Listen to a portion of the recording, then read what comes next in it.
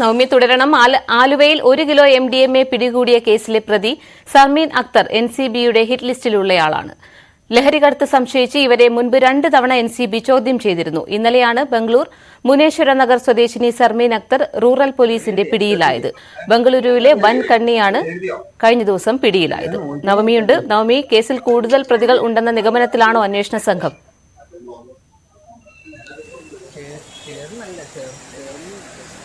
പാർവതി, ഇന്നലെ ബാംഗ്ലൂരിൽ നിന്നും കേരളത്തിലേക്ക് എത്തുന്ന ഒരു ട്രെയിനിൽ ഇത്തരത്തിൽ ഹീറ്ററിൽ MDMA കടത്തുന്നു എന്നുള്ളൊരു വിവരം പോലീസിന് ലഭിച്ചു. ഇതിനനുസരിച്ച് നടത്തിയ പരിശോധനയിൽ നിന്നാണ് ഈ യുവതിയെ പിടികൂടുന്നത്.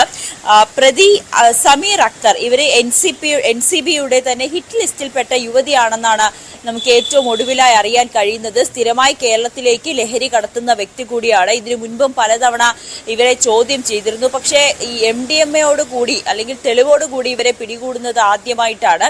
അതുകൊണ്ട് തന്നെ പോലീസ് ഇവരുടെ നിരീക്ഷണം മുൻപ് തന്നെ നടത്തിയിരുന്നു.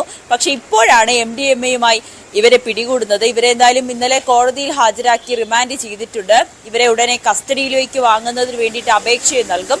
ഇവർ മാത്രമല്ല, ഈ സംഘത്തിൽ കൂടുതൽ പേരുണ്ടെന്നാണ് അന്വേഷണ സംഘത്തിന് മനസ്സിലാകുന്നത്. ബാംഗ്ലൂരുവിൽ നിന്നും എത്തുന്ന ലഹരി മരുന്നുകൾ കൊച്ചിയിലേക്കും പ്രധാനപ്പെട്ട യുവാക്കളിലേക്കും വിദ്യാർത്ഥികളിലേക്കുമാണ് ഇവർ കൂടുതലായി ലഹരി കൈമാറ്റം ചെയ്യുന്നത്. ഉയർന്ന നിരക്കിൽ ഇവർ ലഹരി യുവാക്കൾക്കും വിദ്യാർത്ഥികൾക്കും കൈമാറുമെന്നാണ് അറിയാൻ സാധിക്കുന്നത്. എന്തായാലും ഇവരെ കസ്റ്റഡിയിൽ വാങ്ങി കൂടുതൽ ചോദ്യം ചെയ്യാനാണ് അന്വേഷണ സംഘത്തിന്റെ നീക്കം.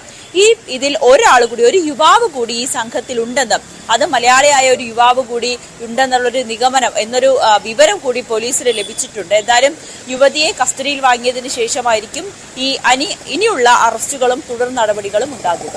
ശരി. ആലുവയിൽ മയക്കുമരുന്ന് പിടികൂടിയ കേസിൽ കൂടുതൽ പ്രതികൾ ഉൾപ്പെട്ടിട്ടുണ്ടെന്നാണ് അന്വേഷണ സംഘം കരുതുന്നത്. വിവരങ്ങൾ നൽകിയത് നവമി ദിനേശ്, കൊച്ചിയിൽ നിന്നും.